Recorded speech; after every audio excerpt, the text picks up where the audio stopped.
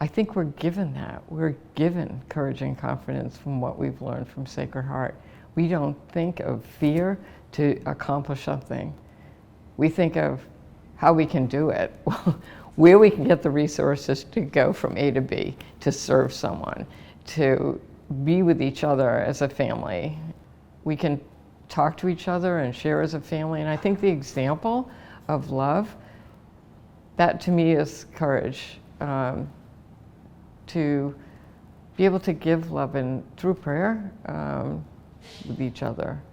So I was led to choosing courage and confidence as a theme because the president before me, the ASH president, Rosalie, gave me a little box with a little heart box with courage and confidence written on it. And I remember praying, thinking, what can we name, or what can we call this very special conference that's going to happen? We're going to be celebrating Elmhurst, and then we're also celebrating this new school with these little kids, K through 8, and it's just so exciting to share that. So I'm praying and praying and trying to figure out what would the theme be. We have old, we have new, and then I thought, to have the courage to bring in a new school, can you imagine what they had to go through to become part of the network of Sacred Heart schools?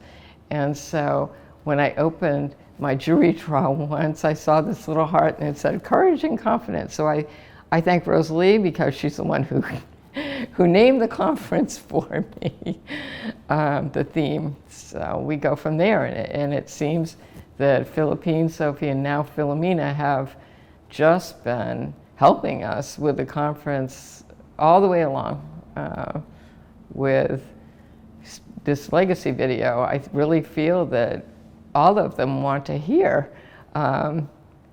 be heard.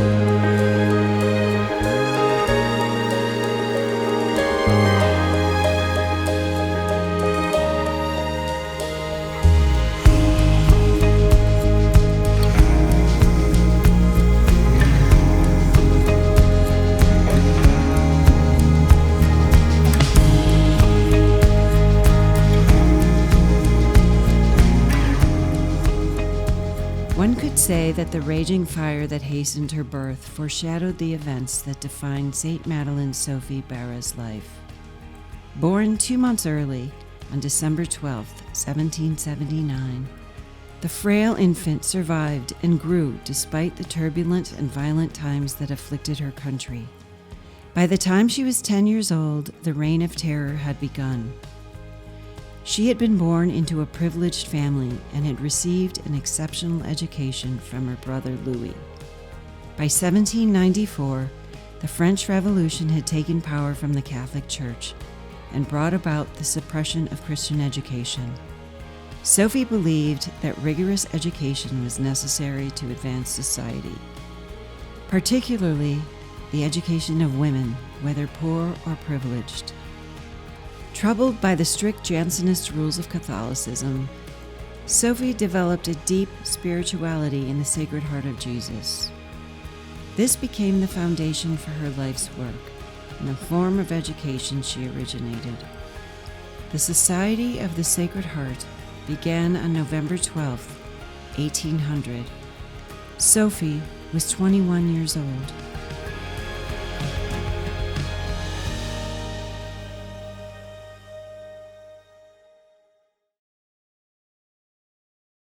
Je crois qu'il y a un parallèle entre le moment où Madeleine Sophie a décidé de créer le Sacré-Cœur, c'était la Révolution, il y avait le christianisme était rejeté par la population, il y avait des excès dans la jeunesse, ça s'appelait je ne sais plus comment ça s'appelait, Enfin bon, bref, il y avait des excès.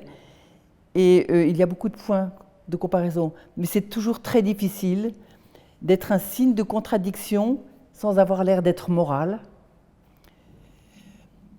de susciter la motivation sans avoir à dire on est bien. Il faut être malin, il faut être et moderne, mais le courage, il faut en avoir. Et parce qu'il y a beaucoup d'erreurs et savoir, comme je le disais peut-être aussi tout à l'heure, on ne réussira pas tout de suite. C'est pas grave, mais on fait ce qu'on peut. Moi, je dis toujours, et elle se charge du reste. Si ça marche, c'est très bien. Si ça marche pas, ça la regarde. What I would say is that Madeleine Sophie has been very active in a horrible period in France. You know, that was La Terreur. And, you know, she managed to do something that we all remember now. So what I would say is that we cannot complain about the world, even if, you know, everything is quite difficult. Young people are different. But I think that these words should be interpreted in the light of what the times of Madeleine Sophie. And if she managed, why should this not be a message for us? And I think perhaps for me a very important thing is that Madeleine Sophie education was for girls, and it was exceptional at the time because it was not only kneading or homework, it was physics and geography and all these things. And I think we were brought up that we learned a lot, and that means that we have responsibility for the society. Women and children must have some knowledge of current errors and form their own judgments in light of Christianity, in order to conform intelligently to the enlightened teaching of the Church. She needed a lot of courage and confidence to do what she did.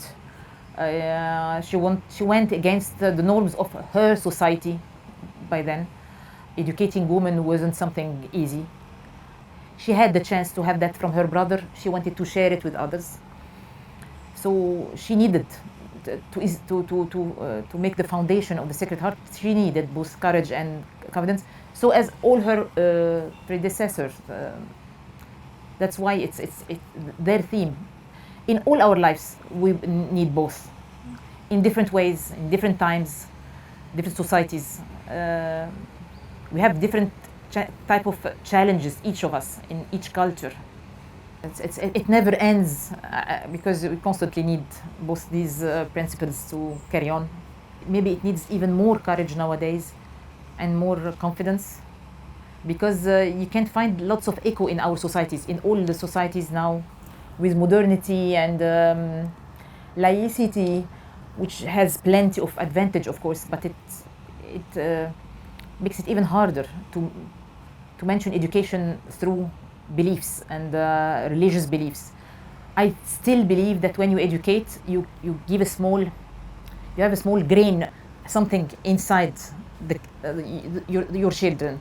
It may not show now, but one day it will. You have just to trust.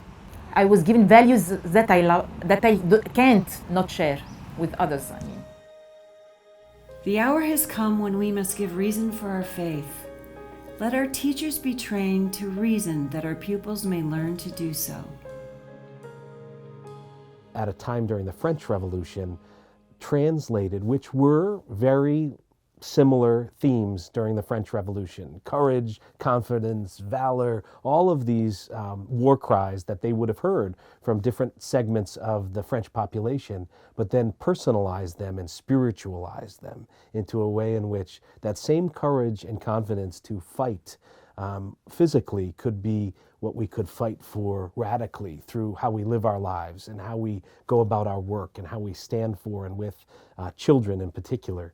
So I see how we can now take that also and keep passing that down from generation to generation to generation and say, for what should we be courageous for right now? And what confidence do we need in this moment? In the struggle concerning education, the heart of Jesus asks from us not our blood, but our minds.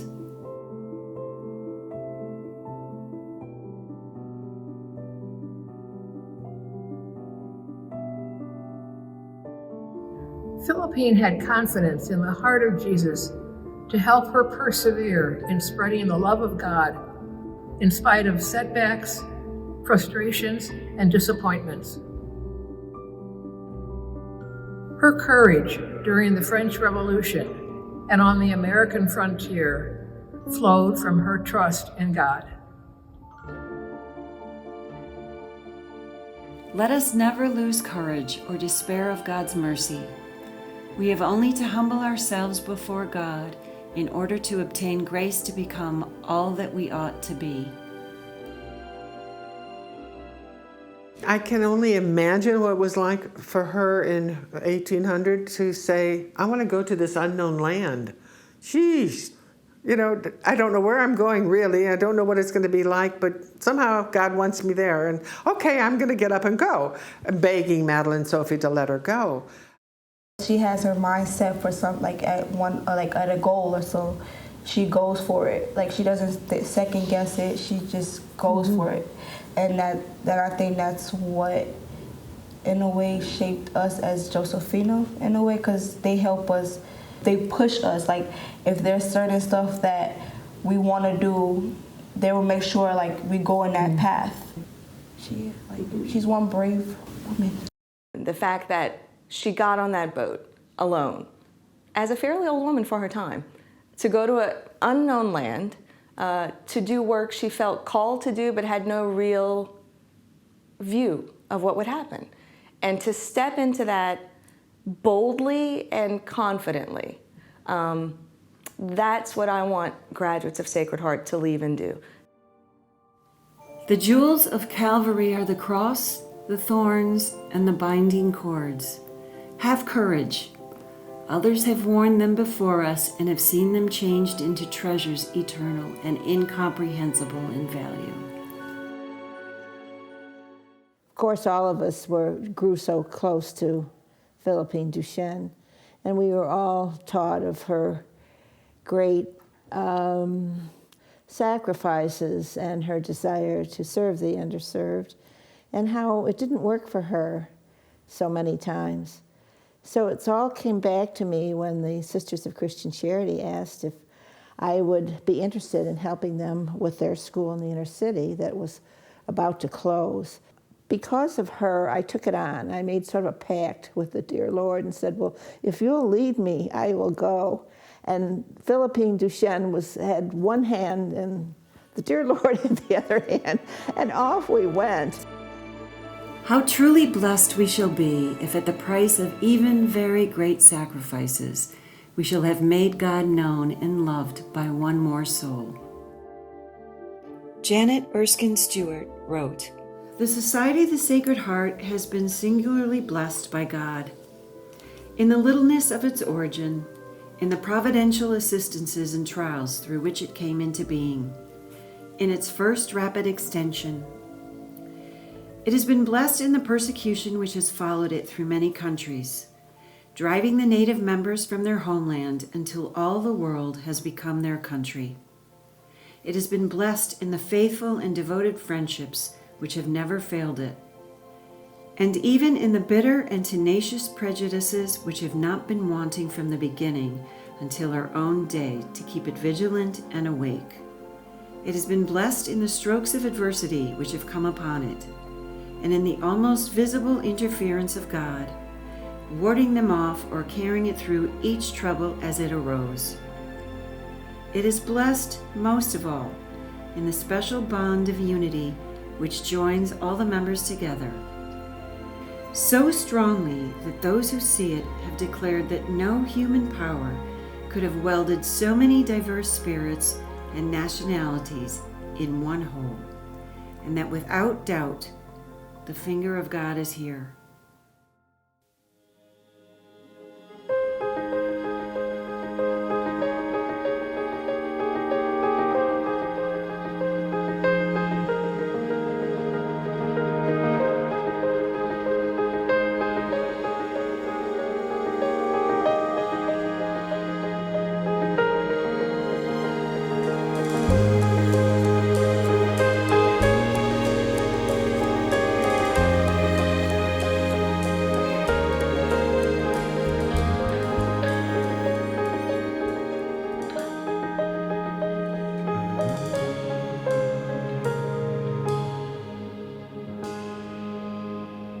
And it was just after World War II.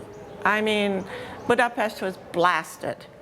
We walked across the border into Austria, and we get to Austria, and my mother went knocking on the Sacred Heart door and said, "Could you help us?" It was very dangerous. Dangerous for the sisters and dangerous for us.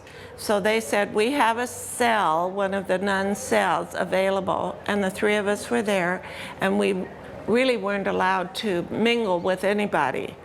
We eventually came to America. I ended up getting involved.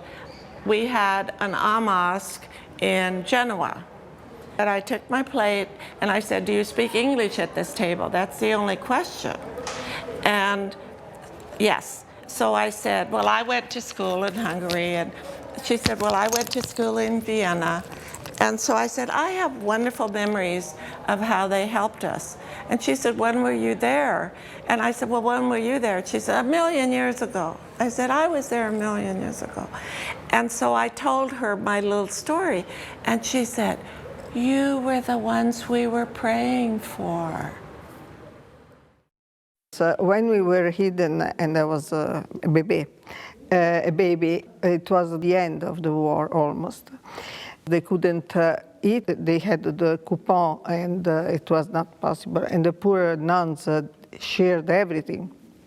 The SS followed them and they came back home, and after a few moments the three SS entered and said, "There is somebody here who's hidden," and we follow them, and we must look at that. The Reverend Mother Saladini said, "Yes, you can look everywhere if you want," and we were a lot of family hidden there. She said, "But before we have to go to the church and pray together." So they went to the church, two youngs, and the captain. And the Reverend Mother started to pray in silence, and he started praying. All of them were praying. And this man started crying, and he said, he turned and said, "Let's go." This is amazing because it was the end of the war, so maybe he understood that everything was lost and didn't want to continue to do something against other people. And this, I think, it's a great experience and shows the faith of this religious. In a moment like that, everybody would be upset, and she thought about God. And this is great, I think.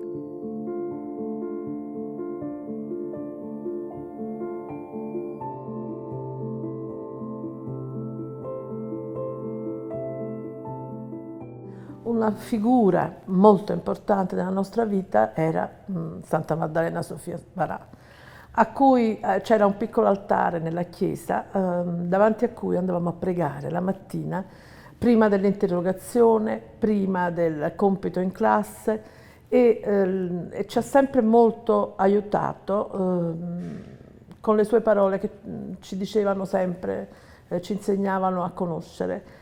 Coraggio e confidenza, per esempio, è praticamente un motto che ci accompagna ed è veramente, riassume tutto, perché per il coraggio che dobbiamo avere e soprattutto per l'insegnamento dell'abbandono alla volontà del Signore e alla fiducia, perché in italiano courage, secondo me, deve essere tradotto anche in fiducia. Fiducia, coraggio, fiducia nella sua opera, accompagnati dalla Santa Madre, perché noi la Santa Maddalena Sofia Barà in casa, al Sacro Cuore, la chiamavamo Santa Madre, non la chiamavamo Santa Maddalena Sofia Barà, no, semplicemente Santa Madre. E quindi il messaggio dell'abbandono, della fiducia al Signore con l'aiuto e con la mano della Santa Madre è stato sempre molto importante. Mi piace molto come tema. Quello che resta è proprio quello che noi abbiamo dentro per l'educazione che abbiamo avuto, per la ricchezza di quello che abbiamo avuto, di cui forse prima non ci rendevamo conto, ma di cui abbiamo un grande deposito dentro di noi.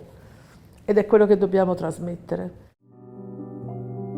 Let us love the will of God above all things.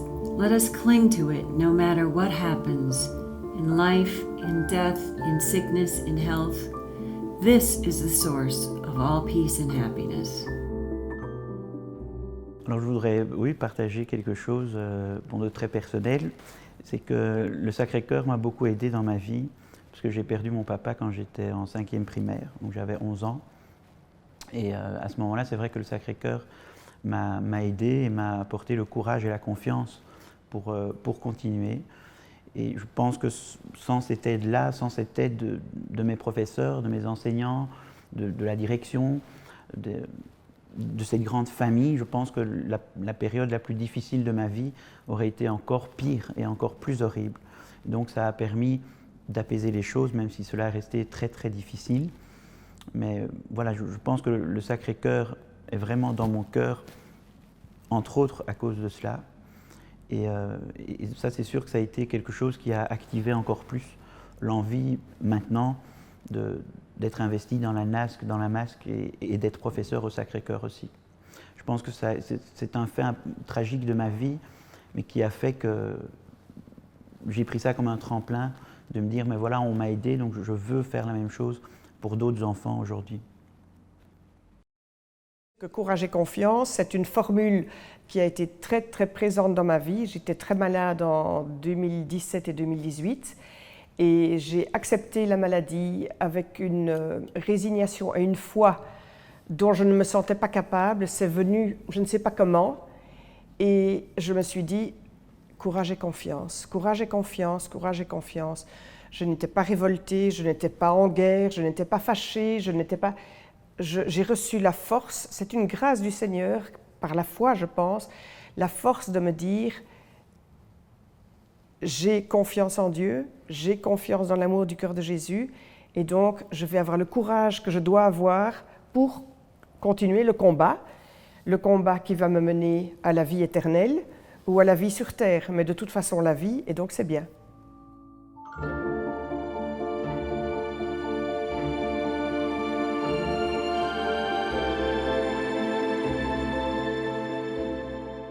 St. Madeleine Sophie had the brilliant idea that nothing was so scary because she'd lived through the Great Terror in France where the Jansenism was very, very concrete and very powerful. And her epiphany or her message was God loves you, you don't have to be scared all the time. So that changed my whole psyche, having been in the Sacred Heart. Now when I look back on it, how did they get that ethos or that kind of theory of education or whatever you want to call it, culture? It was from her. It gave me confidence, I'd say, confidence, but also a sense of charity.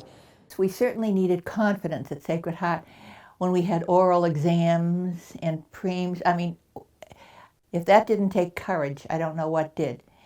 Your knees would buckle and you had to stand up and give an answer in front of a Reverend Mother and hundreds of students at school. I mean, that takes courage. We were forced to have courage. Even if you didn't have confidence in your abilities, you had to overcome your lack of confidence and just turn to this confidence that you know, you really didn't have, but in the long run, after proving yourself by force, you ended up getting the courage and confidence that you didn't have to start with. We were told that God loves us no matter what, that the Sacred Heart was there for us at all times, and the Blessed Mother, that no matter what, we were told that you can do it, even when we couldn't sometimes. You've got to do it, just do it. The higher we want to fly, the greater the risk, but that is the glorious part of it. The great uncertainties in which we trust God, that seems to me to be the essence of our life and its beauty. My mother would have preferred that I would have done exactly what she would have liked, and stop having a mind of my own. That was a problem. Even though my mind of my own never got me in trouble or brought any bad publicity or problems to the household. All right. My father was similar, an educator, but any hint of spirituality on my part was something he didn't like at all. You know, I paid my way through school, loans and work study and what have you. And so and as I said, Newton really encouraged and brought out the best in you, gave you that opportunity to have courage, to have confidence in yourself. And that's where I learned that. I never thought I would win in elections. You know, I didn't do those things in high school. But again, over time, even with the birth of my son, that brought out even more courage. And I really thought about a lot of my education at Newton was opening doors. Those doors were opened. You got to walk through them and see if it fit. Was there a fit there or not? And I used that. What I got at Newton was worth continuing to give. I don't want what I learned, what I had, what Newton brought to how it grew my heart to end with me. It should continue. At first, I didn't understand, but as you grow older and you experience life, then it all kind of comes together. And I learned that at Elmhurst. You know that you can do it because you were taught that you could do it. At one point, one of the teachers said to me, she said, "I know you're bored. I just know you're bored in here." And I said, "Yeah." And I was afraid to say yes because I didn't know what was going to happen. But that was the other thing. You learned how to be truthful, and you learned how to be truthful with yourself. Well, she said, "You can be on independent study for this." She said, "Go and pick out a subject that you like, and we'll come up with a curriculum. You can pick out your books, and you can tell me what you want to learn and how you're going to learn it and all this." It gave me confidence that I did it, and I could do it. And what 15, 16-year-old girl has that kind of confidence, or people have that kind of confidence in you that you can do it? And I didn't want to disappoint her, so I did it. Those two character traits, maybe, have always been part of the Sacred Heart education. There's no embarrassment, there's no inequality, there's no, you were given the tools to go out and fight, whether it's fighting for yourself, fighting for someone else, to inequality in society, in any sort of way, that you meet a Sacred Heart girl and she's not going to back down if there is injustice. To me, what the courage and confidence is something that they gave us as a gift, and so we need to continue espousing or encouraging or repeating that gift so it doesn't get lost in the shuffle. And the courage and the confidence that the RSCG continue to show by going into places where they are not welcome, they are not wanted, women are not at equal stature, they are not important. Why should they be educated? Whereas, you know, for the sake of one child, every single person with breath in their body should learn how to read, should learn how to write, should learn how to be part of a society rather than a less than. And that's the great thing about Sacred Heart education, whether it's in Nebraska or Uganda, is this whole sense that we don't study Philippine and Sophie like historical figures. They're not just saints on a pedestal. They're real people to us and real examples, and we take their virtue and their practices and we make them our own. Each day, our students come to us from 46 different zip codes. You know, they themselves are pioneers. 75% are the first generation in their family to have the opportunity to attend college. And it's their example that I believe is what is most inspirational and is the key connection for the adult community of Josephinum. Because when you see the lengths that they're ready to go to, you can't help but be inspired and ask yourself, what are the margins or frontiers of my own growth? And how can I draw from their courage and confidence to have the same in my own life? This is why I think Sacred Heart education is so important in today's world. And I don't think it will ever not be important. It was born in the time after the French Revolution, when there was so much horror and terror and ugliness and crassness. And it was born out of that as a movement that was meant to help people realize that they're lovable and that they're inherently okay, and that that regardless of what happens in the exterior world, that does not determine your value or your worth or your lovableness. That there's a core inside of you that's just solid. And that was an aspect of Sacred Heart education. It's the mission of the Society of the Sacred Heart is to help people discover, i.e. know, the love of the heart of Christ, God's love. I think St. Madeleine Sophie put an imprint on us about courage, and I think it has to do with the order being founded in the French Revolution. It was about, love of the Sacred Heart, and it was about, the church and the way the church was being disrespected in those times. It was also about change in society and how the role of women, particularly in changing society. Now today we would look at her theory and say, I've always thought, this will educate the women and the women will influence their husbands and their children. There's some truth to that. I don't know that I totally agree with it, but the idea was correct about change in society, and I think that that's part of the DNA of Sacred Heart. I think that is the courageous part of any one of us who went to Sacred Heart School were told, God has given you many gifts, and you're responsible for those gifts. What you receive isn't just for yourself.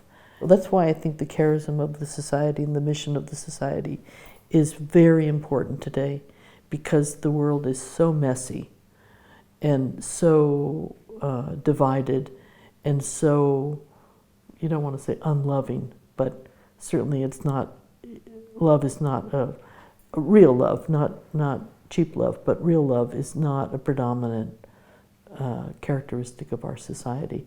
And I think that if you look at Sacred Heart women through history, I think that that's what they've done in terms of taking their responsibility seriously, whether it's in terms of their profession or in terms of how they are with their family or how they've been involved in the church or how they've even been critical of the Society of the Sacred Heart. They're courageous women. And I think it goes with faith, community, critical thinking, and justice. I think all of those lines, that's what courage is about. Faith, critical thinking, community, justice. And I think that's our line. I think that's our line.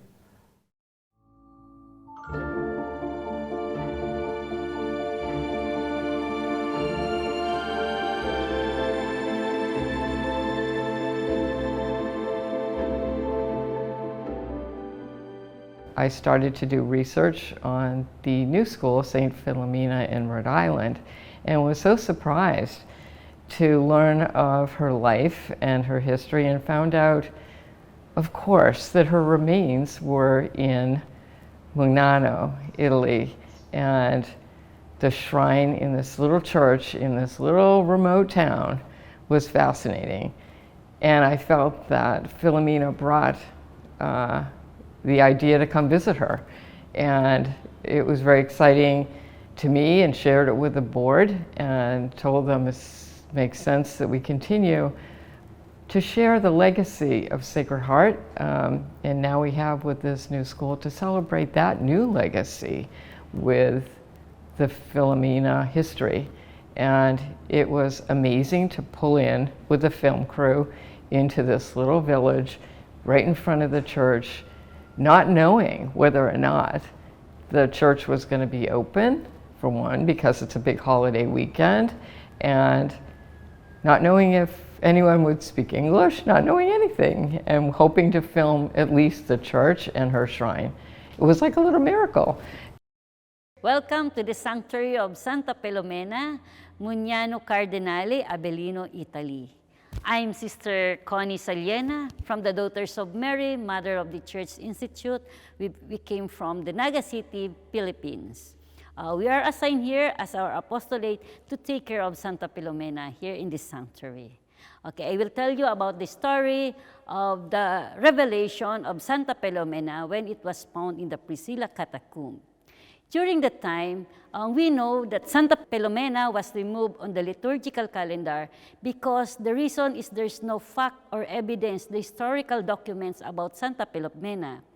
But when it was discovered, the body of Santa Filomena at the Priscilla catacomb, it was May 25, 1805. That's the real and true revelation of Santa Filomena. We know that the Priscilla catacomb is a well-known cemetery for the martyrdom. When the body of Santa Filomena was found in the Priscilla catacomb, it was revealed the true story of her life, what happened to her life. It was, some of them was written and drawn on the tomb that was covered on the Priscilla catacomb. If you have noticed, this tomb is the cover stone on the tomb of the body of Santa Filomena, where she was buried there. Yes. When it was found, according to the archaeologists, when it was excavated, it was found out the body of Santa Filomena was corrupted. Of course, it was found this body skeleton with hair, and there's also a vessels which contain the dried blood. During the excavation, it was, of course, the sepulchre was not so much conscious what is inside. When it was opened, it was accidentally cracked or damaged, the vessels inside the tomb, because during that time, we know that the cause of her death was beheaded. And during that time, when it was beheaded, the martyrs mostly collect the blood.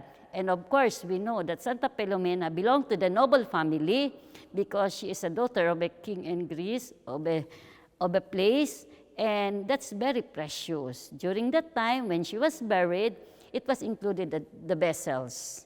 And it was, inside that, the vessels is the dried blood of Santa Filomena. According to the archaeologists, it was measured, according to the history of Santa Filomena, she was beheaded at the 13 years old. And of course, it was found out that the body ranges from 13 years old as a nationality of Greece, and it is exactly the age of Santa Filomena.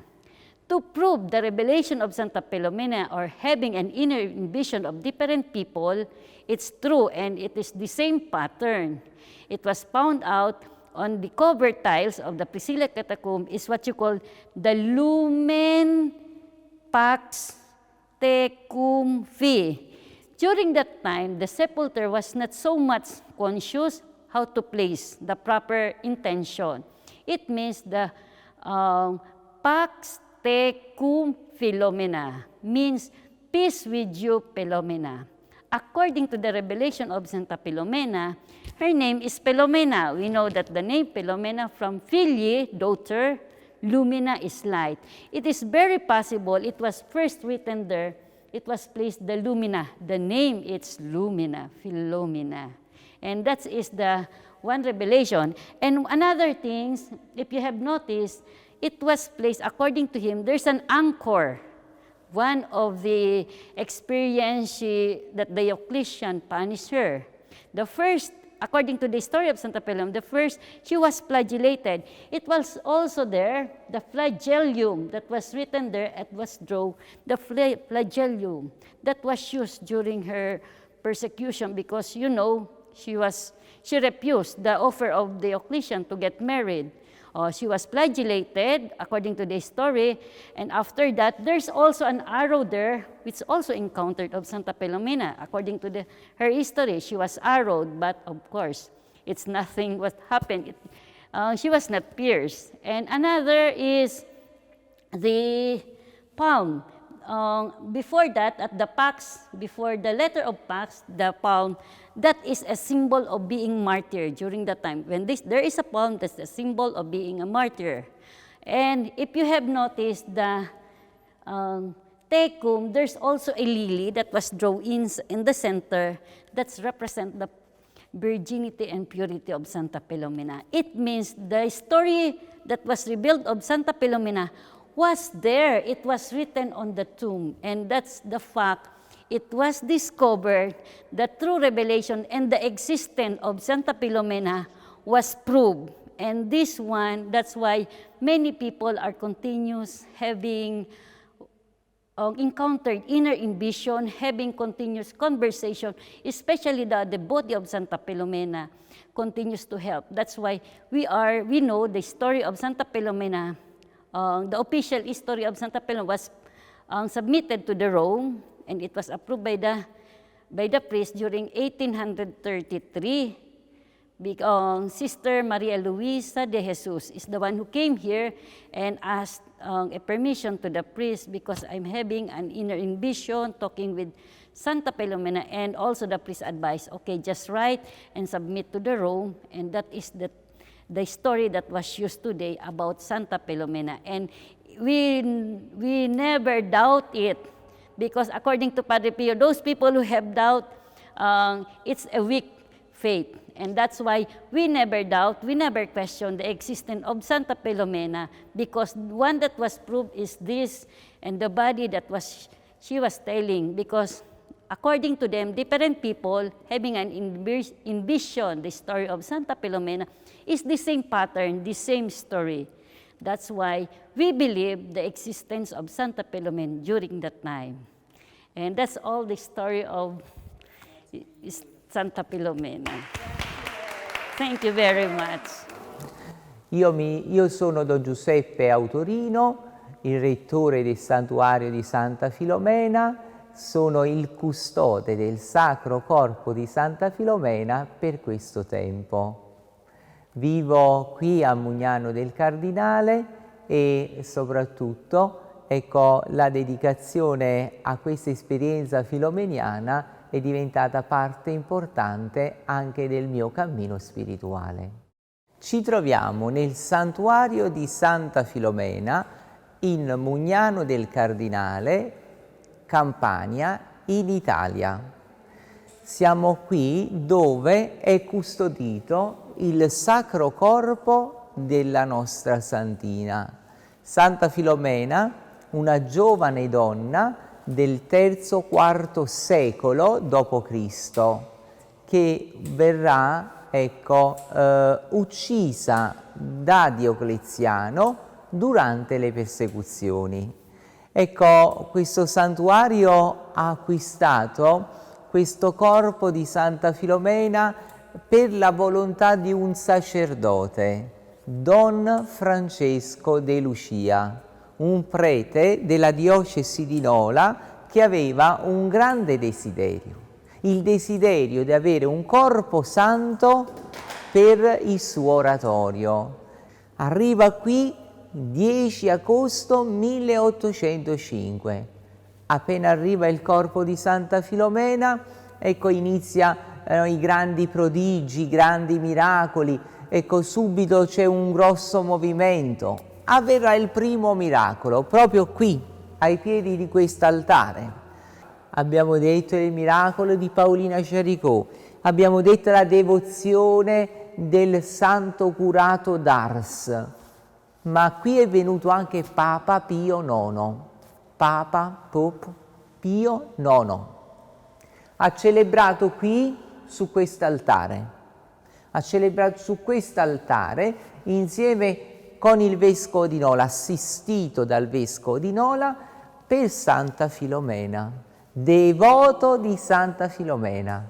Ma un altro grande devoto di Santa Filomena è stato anche il Papa Leone XIII.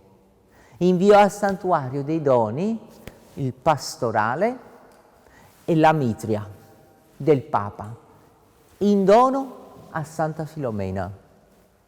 E così tanti devoti che si sono susseguiti e che hanno vissuto veramente una grande fede per intercessione di Santa Filomena. Ecco, Santa Filomena è stata grandiosa, continua oggi i suoi miracoli, ma dobbiamo dire anche un'altra cosa, che grazie a quel ritrovamento nelle catacombe di Priscilla, noi oggi abbiamo Santa Filomena qui, che possiamo pregare e soprattutto chiedere un supporto spirituale.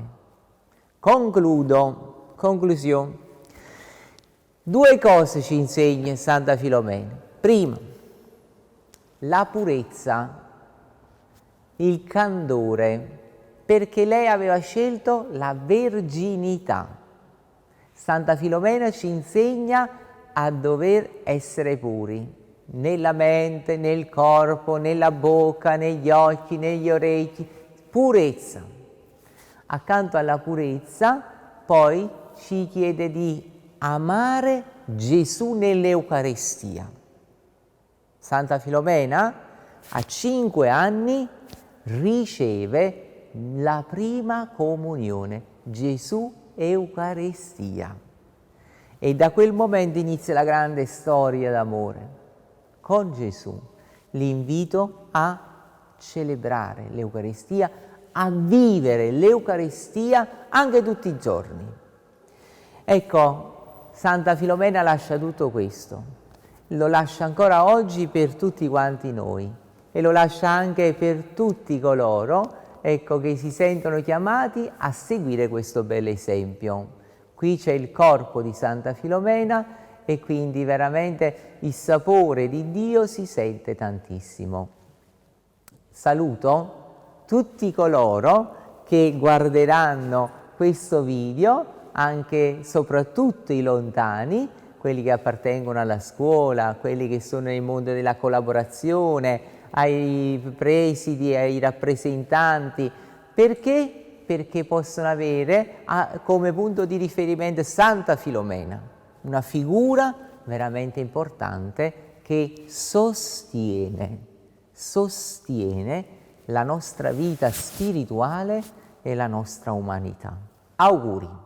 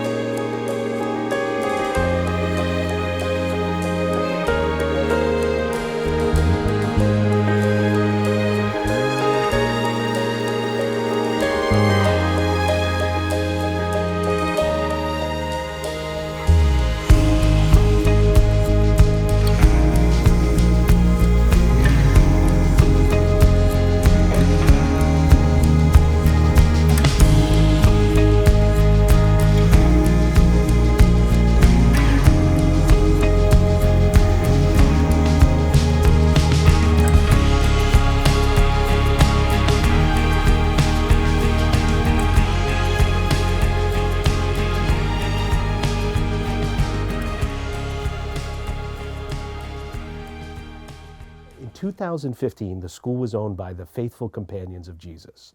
We're the only school in the United States that the Faithful Companions owned. They're an order of women who started in France, in Amiens, France, at the same exact time as Madeleine Sophie Barrett. What we had was this beautiful independent school sponsored by the Faithful Companions of Jesus on 26 acres here on Narragansett Bay, 7 buildings. We serve preschool through grade 8 students, and we've done it since 1953. The school opened here on this property by the first few FCJs that had decided, because there were some local children who needed a school, that they would serve as the first teachers. And this was their summer home. So it started with just a little cottage that the sisters came to get away from the hot summer of Providence, Rhode Island, and they would come by the water, and they befriended all the neighbors in Portsmouth.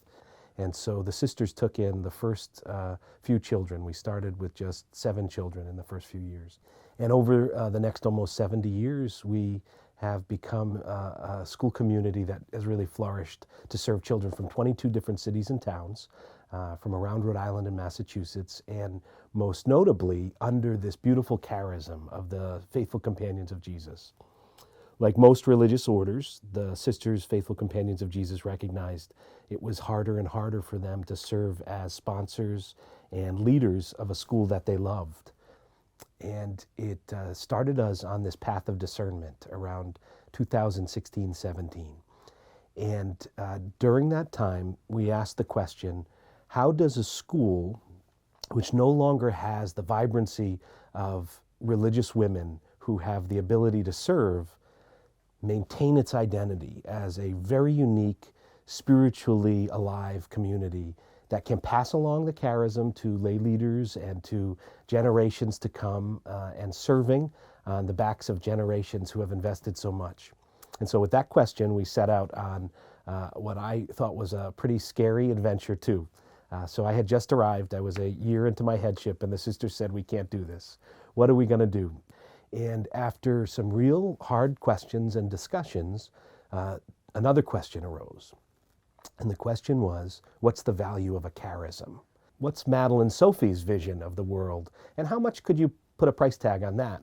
And it led us, particularly in this context, through the woman who is now General Superior of the FCJ, Sister Bonnie Moser, to run into Sister Sheila Hammond at the airport while the 2 women were just passing in travel. And Sister Bonnie said, I've got this unbelievable school community, the only one we own in the entire world. We have about 14 FCJ schools, but the rest are owned by governments in Australia or part of larger missions in other areas. But I've got this one school in the U.S., and the context of that school is we don't know what its future could be. And Sister Sheila Hammond said, do you know about the network of Sacred Heart schools? And it began to unfold, and there's no other way to describe it other than act of divine providence and what I will say the work of 2 women of courage and confidence. These 2 women of courage and confidence charted a course for our school that just unfolded. And then entered Sister Suzanne Cook, who just a couple of decades earlier was part of the last few graduating classes of Elmhurst School right down the road. And she is, at the time that I meet her, head of conference for the network of Sacred Heart schools. And these 24 unbelievable schools in the network are working as both independent Catholic and Sacred Heart institutions. And she came to us and shared with us the story of what it felt like to watch a school that she loved close. And it's just down the road. And we developed I would say, a friendship, and then a working relationship, and then a spiritual partnership in discerning what happens next for the school. We couldn't have had a more gracious welcome by the religious of the Sacred Heart to say, this is not going to be our decision in the end. This will be our mutual decision in the end. We're going to discern together if you are called into the network of Sacred Heart schools, and if you feel like we are a part of your future. And the blessing of that experience, founded on a real sense of gentleness, of appreciation for the past, with an enormous reservoir of opportunities for the future, led us to what became a multi-year process to become St. Philomena School of the Sacred Heart. We had to start with where it all starts, the vision of Madeline Sophie. And so, interestingly enough, when the FCJs were formed, they were formed in Amiens, France, by a woman, Marie Madeleine. And Marie Madeleine Douay was a daughter, and then a wife, and then a mother to a son, and then a religious sister. And she has this very unique, very human story of a woman who lost her husband, raised her son alone, found the best school she could find, which happened to be run by the Jesuits, fell in love with the charism of the Jesuits and said, I wanted to be a Jesuit. And the Jesuits said, we can't make that happen. So in the convent of the Sacred Heart, run by the religious of the Sacred Heart, on the Feast of the Sacred Heart, Marie Madeleine goes into the chapel and prays. Lord, what do you want to do with me? And it's said in the annals and in her own diary, at the Convent of the Sacred Heart, I heard the Lord talk to me and said, on this Feast of the Sacred Heart, I thirst. And it's from that call, which is born out of that image in the Gospel where the two women who are these two beautiful disciples led to the cross, watching their son and their leader die, hear the few final words of Jesus, and the words, I thirst, come forward. And when Marie Madeleine Douay of the FCJs hears that, she feels her call is to move into the world and respond to that thirst. Who's thirsting? And she leads from that place. On that same corner in Amiens, there's a plaque today where you will find it pointed out directly that the Sacred Heart, the FCJs, and St. Julie Billiard was the other saint. 3 women founded their religious orders on one little block in France. So as we uncover these things, we also discover that Marie Madeleine knew Madeleine Sophie. And Marie Madeleine's famous quote to her early sisters is, courage and confidence. Trust that the Lord will give you all the grace you need to fill his will in the world. So the story of St. Philomena's School of the Sacred Heart is not found first in the Goals and Criteria or even the Chicago process. It's found in the story of 2 women who meet in Amiens, France, and then hundreds of years later, 2 women who meet in an airport. And if there isn't a more beautiful image in the church today of, number one, women saving the church from closure, women caring about children with a love and a passion and a deep invested interest at both a time in the 1800s when children are ravaged by war, by the uncertainty of culture and climate, and then in 2015 and 16 when it all began, where we're faced with similar challenges and a great need for hope. It is so impressive to me that the hand of God just drew the thread through all of these moments and built this tapestry that really, the story of St. Philomena's School of the Sacred Heart is founded by women of courage and confidence. So even today, when you look around, when you see the image we're using for this conference, you're seeing what we have captured, which is Madeleine Sophie Barra and Marie Madeleine Douay, 2 women holding on to the heart of Jesus and sharing the heart with 2 children on either side of it. And in that image, we think the future of our school is born through the gift of the network of the Sacred Heart as our future and built upon the gift of the FCJs from our past. The interest of education never flags. Year after year, the material is new. The children come up from the nursery to the schoolroom with their life before them, their unbounded possibilities for good, their confidence and expectant hopefulness as to what the future will bring them. I think there are a few moments in education where the only way forward is to have courage and confidence. And I think certainly this time in Catholic education, it is hard some days to get up and to stand for things that are seemingly not talked about, not valued, not supported in the world. It's challenging to love people even when you disagree with them, when they don't look like you, when they don't come from the same place you come from. What courage you need to look at yourself in the mirror and say, I need to be more in this moment. I think educators are faced with so many challenges right now, from how to work with children of diverse needs and backgrounds and intellects, to parents who come from diverse skill sets, from really challenging and stressful situations, and different communities that may or may not have the resources or the supports that they need. So a teacher approaches their vocation now, and the only way they can do it is to have confidence that they've got something to offer and share that will make the world a better place through their relationship with children. And then specifically in the network, we are a school system of independent schools that have to, before we are independent, be Catholic and stand for these gospel values, and more importantly, carry forward the vision of Madeline Sophie. And the vision of Madeline Sophie is to educate children in a profoundly personal way. And it means often that we have to stand for and be about things that call us out of complacency. And so I think courage and confidence is underlying every choice we make to actually continue the mission and to stand for the vision of Madeline Sophie and to carry it forward into a time and into the world where I think it's needed more than ever. In 2023, as we're faced with so many challenges globally, domestically, even within the network, what we teach, what our curriculum should look like, who we should open our doors for.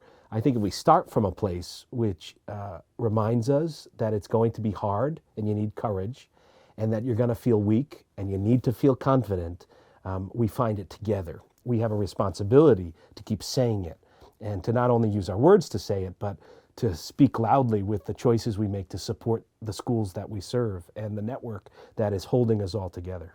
If you were to walk into kindergarten class on every morning as part of their morning meeting, the teacher in the kindergarten, one of our kindergarten classrooms will say, who has courage and confidence this morning and who wants to show it? And so then you'll see, a little girl stand up and say, I want to show it. And she'll stand up and she'll scream, I have courage and I have confidence. And in that first initial moment of coming to school, she knows she starts the day hearing herself feel she has something. And so by just saying it, she might own it a little bit more. And then when she's going throughout her day, she might feel it a little bit more. But teaching a child how to even say it and claim it, I think, begins in a very direct way.